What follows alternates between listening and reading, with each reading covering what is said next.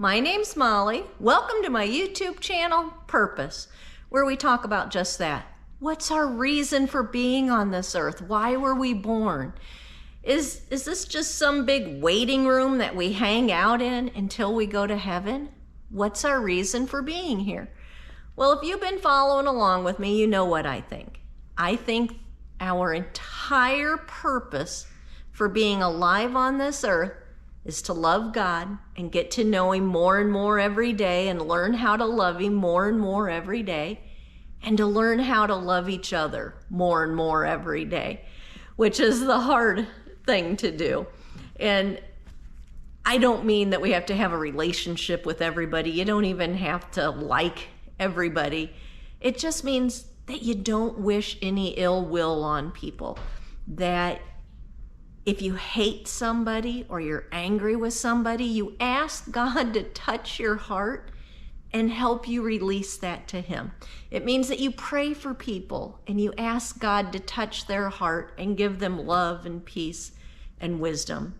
That's what it means to love each other, to pray for each other.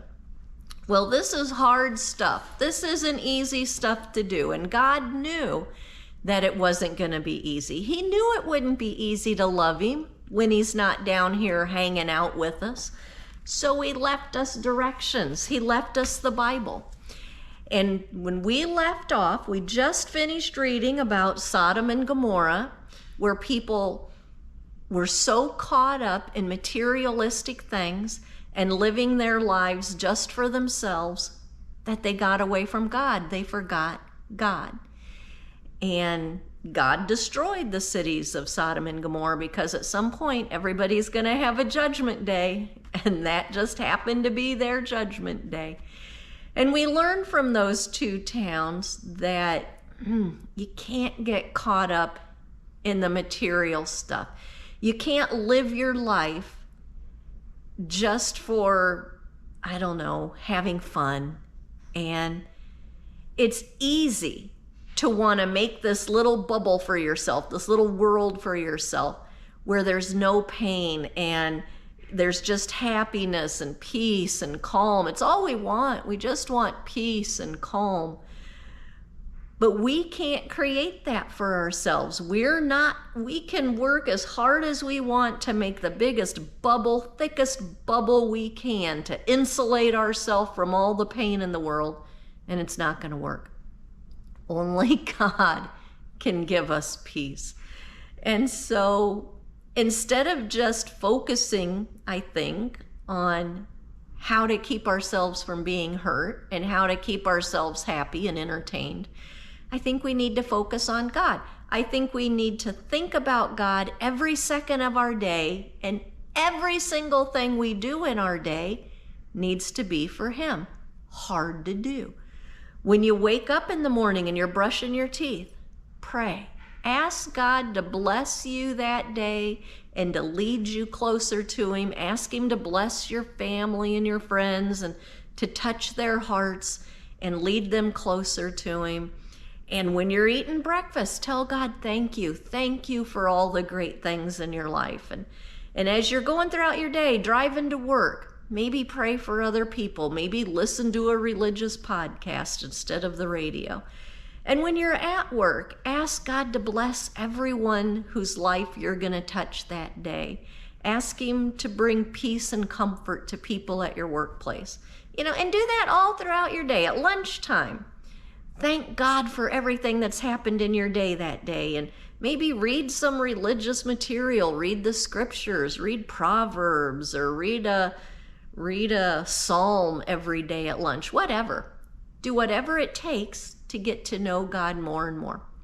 And this is easy stuff. This is not hard stuff here. I'm not asking anybody to sacrifice hard things and to not eat anything and to wear a hair shirt and be uncomfortable all day. You don't have to do hard things.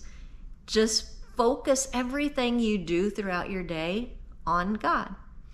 And that's where the people of Sodom and Gomorrah failed. They didn't do that. The only person or people that survived that destruction of Sodom and Gomorrah were Abraham's nephew Lot and his two daughters. Remember, Lot's wife turned into a pillar of salt because she couldn't give up her material stuff. And I would say that Lot was a wishy-washy Christian. He kind of halfway did what he was supposed to. And I was that way for a lot of years. I believed in God. Maybe I'd go to church, maybe I wouldn't, but I really only prayed when I needed something. I really only prayed when, my life got topsy-turvy. And I've decided in my older years, I'm not old, I'm 56, but as I get older, I've just had, I don't know, maybe it was the Holy Spirit giving me some wisdom. Maybe God touched my heart. But I decided I need to pick a side. I need to pick a side. Do you believe in God, and are you going to love him with your whole heart and your whole soul and do everything in your life for him, or are you not? There's no in between. There's no wishy-washy. No more wishy-washy Catholic for me. No wishy-washy Christians. We have to pick a side. Are you on God's side or are you not? And Lot was right in the middle in wishy-washy land. And it didn't help him any. And so he left Sodom and Gomorrah and he did what the angels told him. He ran for the hills. At first he stopped off in a little town, Zor, and he decided, nope, I'm going to do what the angels said, and he went to the hills. Well, he had 2 daughters with him. And remember, their fiancés were killed in Sodom. And these 2 girls were scared. Their whole life just got turned upside down. Their mom was turned into a pillar of salt. Everything they knew was gone. And in these times, if you were a woman, you couldn't get a job. You couldn't take care of yourself. Either you got married and your husband took care of you, or your parents took care of you forever, or you had to beg, and maybe you starved to death. And that option wasn't looking appealing to them. They couldn't count on their dad taking care of them forever, so they decided to take things into their own hands. They decided they needed to have a baby so that a man would take care of them. So what did they do? They got their dad sloppy drunk, like fallen down drunk. And then one night, the oldest one went and laid down with her own dad and got pregnant. The next night, they did the same thing, got Lot sloppy drunk. And then the second one laid down with him and got pregnant. They each had sons. The oldest one named her son Moab, who would later go on to become the Moabite people, all his descendants. And the younger one named her son Ben-Ami, who would later go on to, his descendants would become the Ammonites. These 2 tribes of people, the Moabites and the Ammonites, I can never say that. If you remember back when Moses, thousands of years after these girls, when Moses was leading the Jewish people out of slavery in Egypt and taking them to the promised land, they had to fight all the Gentiles, all of the people that didn't believe in God. The people who had lots of gods and were doing human sacrifices and all kinds of horrible things. 2 of the tribes they had to fight were the Moabites and the Ammonites. These 2 tribes did not believe in God. So Lot was wishy-washy. His daughters were even more wishy-washy. And thousands of years later, their descendants didn't know God, didn't care about God. So this is a tough story. What can we learn from this? Other than don't be a wishy-washy Christian. Pick a side. Are you going to believe in God and do what he says, or are you not?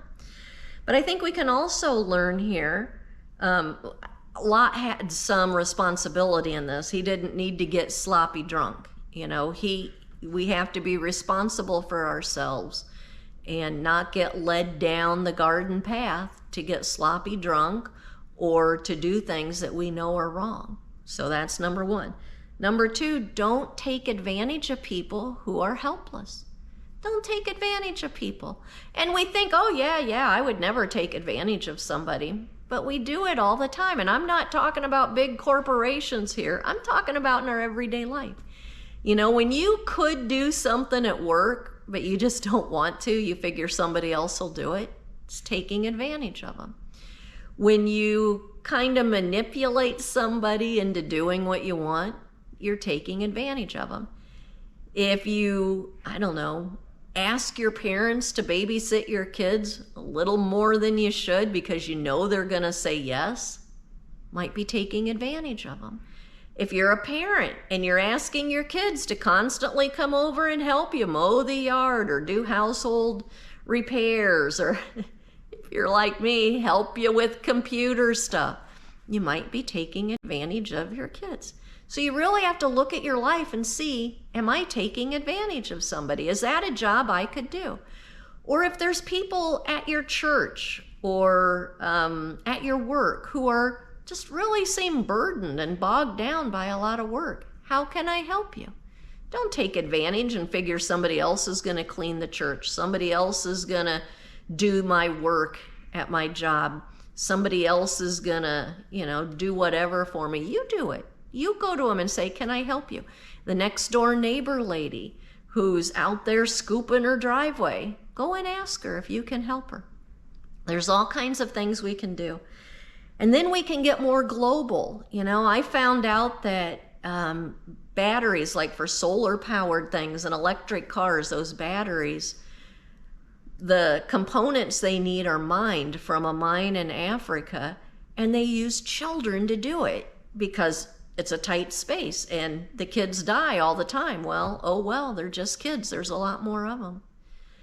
And chocolate, there's some chocolate companies, big ones, well-known candy chocolates, who are using children to harvest the cocoa beans. Clothing, if you buy a shirt for $4.99 at Walmart, well, chances are a child created that shirt, or somebody, it could have been an adult, in terrible working conditions for a little piddly amount of money. They weren't getting paid much. So, we can start small with who we're taking advantage of and then go big. We could be taking advantage of people we don't even know it just by the clothes we wear and the food we eat.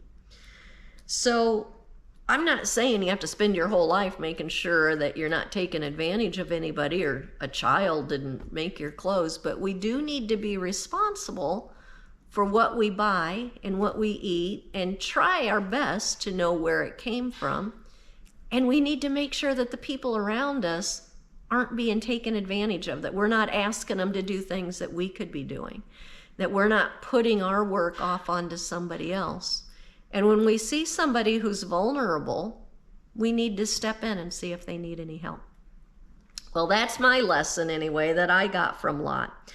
And when we come back next time, we're going to pick up with Abraham and Sarah again. Well, I hope this wasn't too preachy today, and I sure do hope that you have a wonderful day. Bye-bye, everybody.